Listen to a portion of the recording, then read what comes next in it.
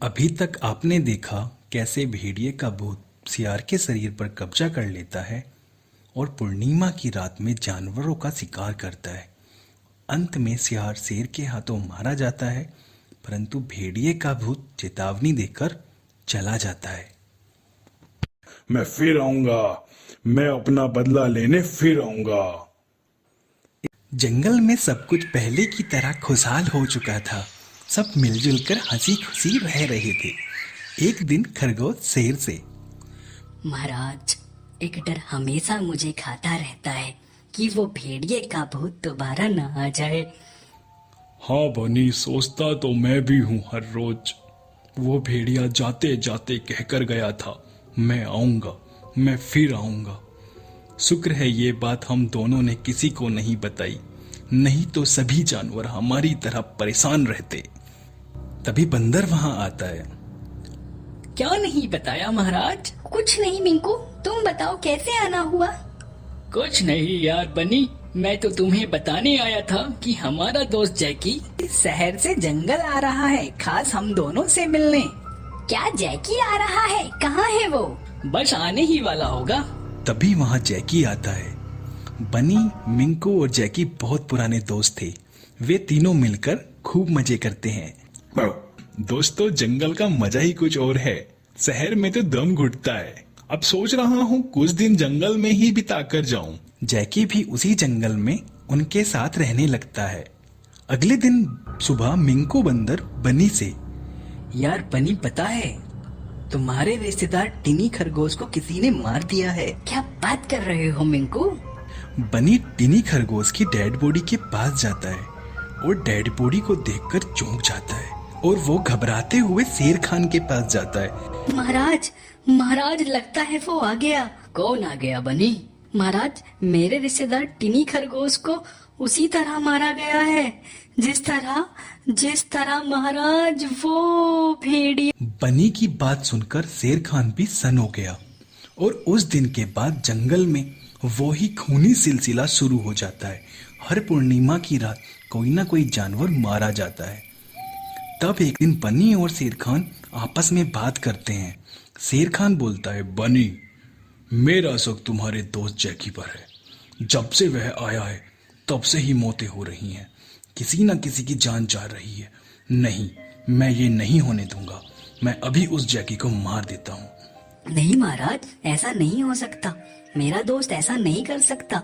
अगर ऐसा है भी तो महाराज, शायद आप भूल गए, पिछली बार भी सियार ही मारा गया था, वो भेड़िए का भूत नहीं मारा था। तो ठीक है, तुम जैकी को मेरी गुफा में लेकर आओ। आज पूर्णिमा की रात है। मैं नहीं चाहता किसी और की जान जाए। वो मेरे साथ मेरी गुफा में ही रहेगा। उसने जरा सी भी हरकत की तो मैं उसे मार दूंगा। शेर की बात सुनकर बनी परेशान होते हुए मिंकू बंदर के पास जाता है और उसको सारी बात बताता है। मिंकू बनी की बात सुनकर जैकी से बोलता है, जैकी भाई, आज तुम्हें महाराज शेर खान के साथ उनकी गुफा में रहना है। महाराज ने खास तुम्हें ही अपनी गुफा में बुलाया है। अरे ना बाबा ना, शेर की गुफा में मैं नहीं जाऊंगा। डरो मत दोस्त। अच्छा चलो, हम तीनों आज महाराज शेर खान की गुफा में उनके साथ रहते हैं। जैकी ऐसा करने को तैयार हो जाता है। वे तीनों शेर खान की गुफा में चले जाते हैं।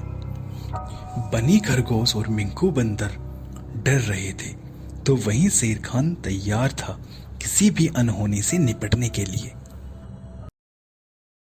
अगले दिन सुबह सोनू हिरन गुफा के बाहर आता है। महाराज, महाराज, क्या हुआ? महाराज, रानी भेड़ को किसी जानवर ने मार दिया है। तब शेर खान सोचता है, यह जैकी तो रात भर मेरी नजरों के सामने ही था। इसका मतलब ये जैकी निर्दोष है और खूनी कोई और है। तब बनी जैकी को सारी बात बताता है और उससे बोलता है, जैकी, मैंने सुना है तुम कुत्तों की नाक बहुत तेज होती है। हम चाहते हैं कि तुम हमारी मदद करो। जैकी उनकी मदद करने के लिए तैयार हो जाता है। अगली रात जैकी सूंघते हुए शेर खान को रास्ता दिखाते हुए चलता है।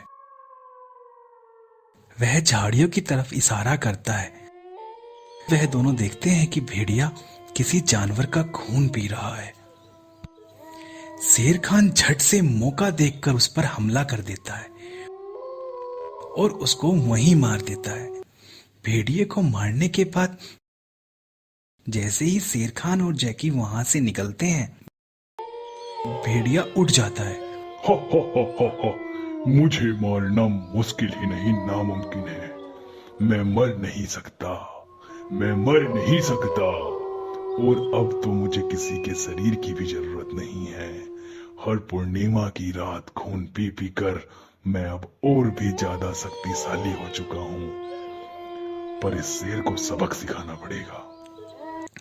अगले दिन भेड़िया शेर की गुफा के बाहर छिप जाता है और शेर के निकलने के बाद भेड़िया शेर की आवाज निकालकर शेर के बच्चे को बाहर बुलाता है,